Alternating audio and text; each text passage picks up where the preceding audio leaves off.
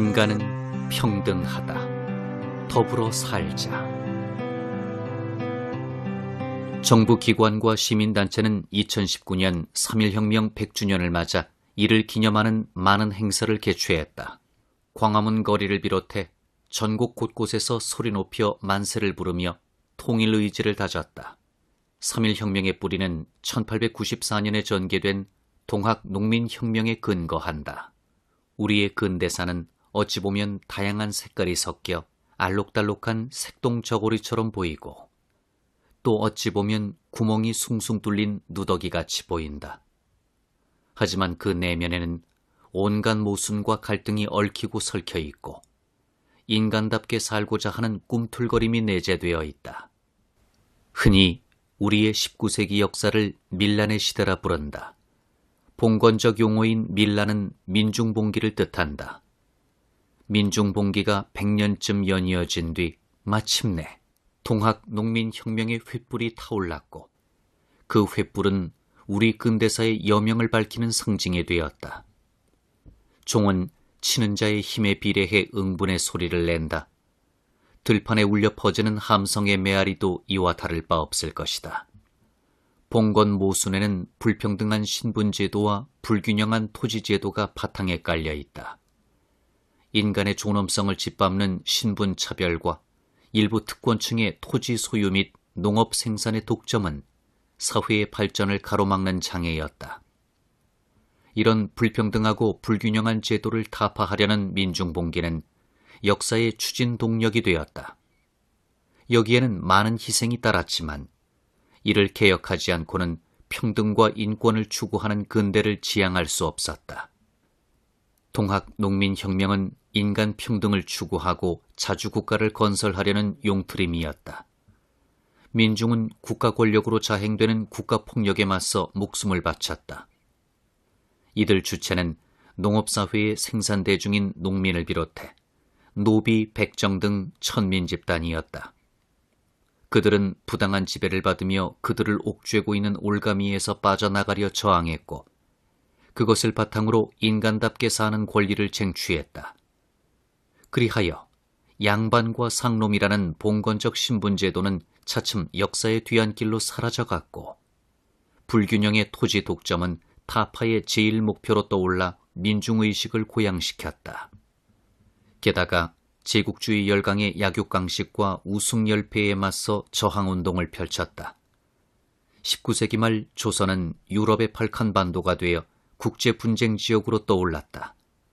일본의 개입과 청일전쟁으로 국가 자주의 지위가 짓밟혔고 동아시아 국제질서가 개편되는 결과가 빚어졌으며 미국, 영국, 러시아 등 제국주의 국가가 조선이 일본의 식민지가 되는 길을 열어주었고 남북 분단의 원인도 제공했다.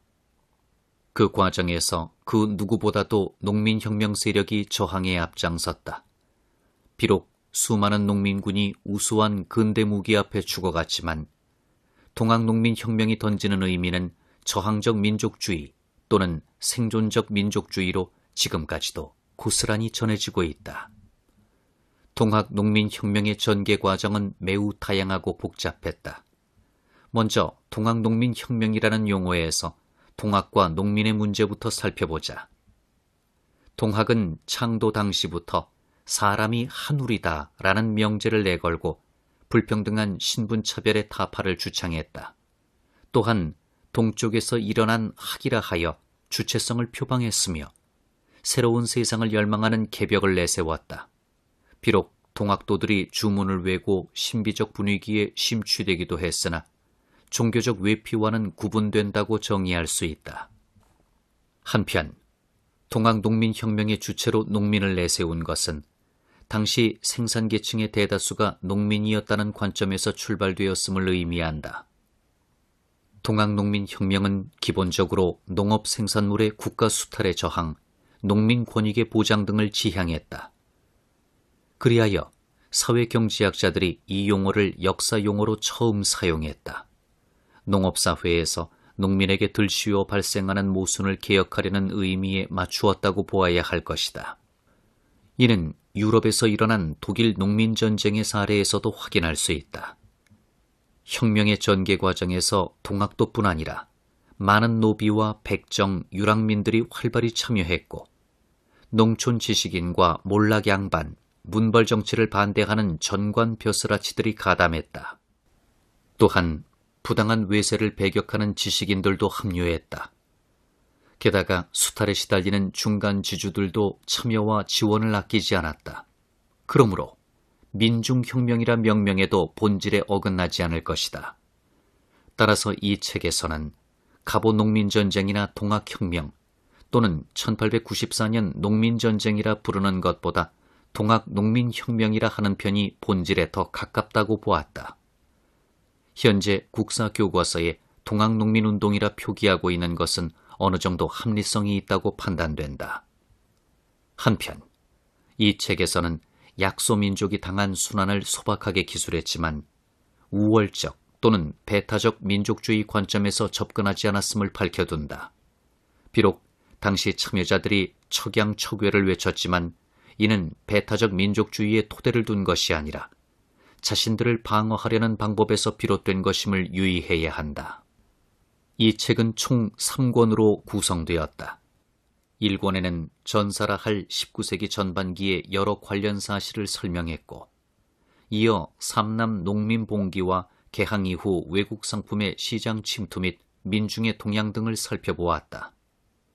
여기에는 안동김 씨와 여흥민 씨의 문벌, 세도 정치의 비행과 양반 토호의 횡포를 서술했다. 그리고 본론으로 들어가 동학의 전파와 농민과의 결합 과정을 살펴보았다. 보은과 원평의 대대적 집회 모습, 고부와 무장에서 일어나 전주성을 점령하기까지, 그리고 전주 화약을 맺은 뒤 집강소 활동을 벌인 내용을 실었다. 이들 서술이 단순한 사실 전달에 치우쳐 때로 건조한 면도 있으나 그 안에는 흥미진진한 밑바닥 이야기가 깔려있다. 이 권에는 일본이 동학농민혁명 봉기를 빌미로 조선에 진출해 왕조를 짓밟고 개화 정권을 수립한 뒤 청일전쟁을 도발하고 농민군 섬멸작전에 나선 이야기를 담았다. 이 부분이 본론에 속할 것이며 또 이는 가장 처절한 비극적 드라마일 것이다. 마지막으로 주력 농민군이 아닌 여러 지역의 봉기 과정을 실었다. 이 시기에 일본군은 한반도에서 최초로 남조선 대토벌 작전에 따라 대량 학살을 자행했다. 3권에는 전봉준 등 지도자들이 일본 영사경찰과 개화정권 재판소의 문초를 받고 처형된 과정을 먼저 서술하고 그들의 죽음과 항일 의병 및 3.1혁명의 가담 과정에 대해 살펴보았다.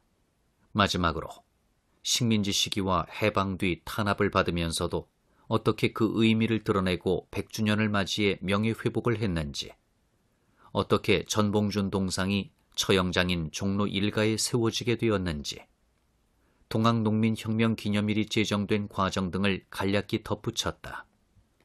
끝으로 몇 가지 덧붙일 말이 있다. 이 책은 사료에만 지나치게 치중한 학술연구소의 서술 방식만을 빌리지 않고 증언을 활용하는 방법을 도입했음을 밝혀둔다.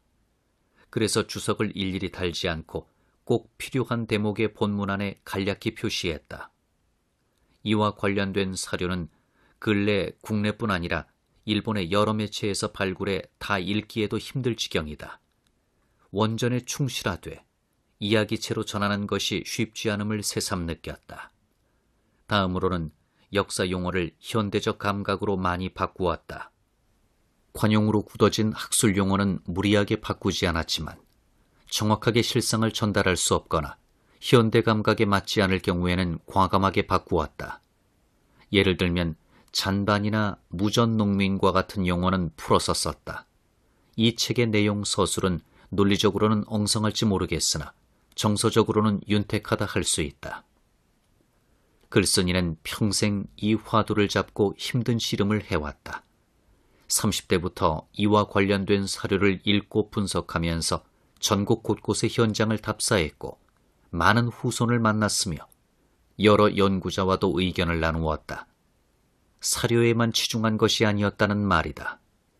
그 과정에서 전봉준 혁명의 기록, 동학농민전쟁 인물열전 등과 그 지역 사례를 든 글을 써왔다.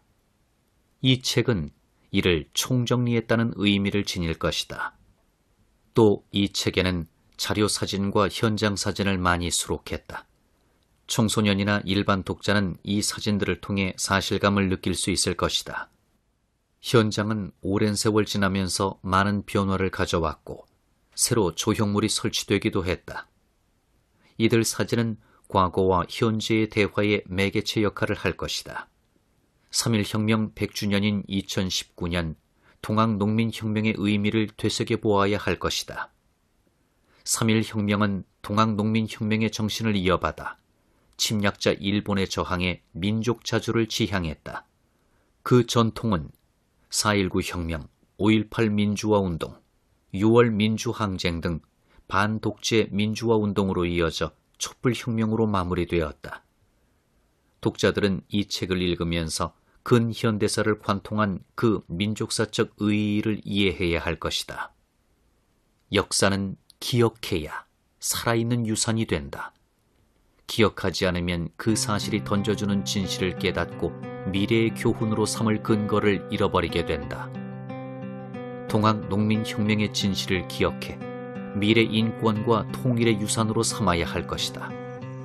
이 책은 그런 기억을 위해 늙은 역사학자가 독자에게 선사하는 선물이 될 것이다.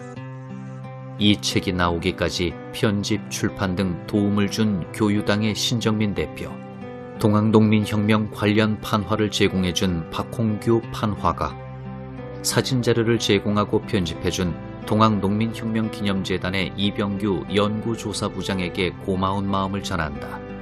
특히 이병규 연구조사부장은 현장 사진을 작품으로 만들고 자료 사진을 수집해 이 책 독자의 이해에 큰 도움을 주었다.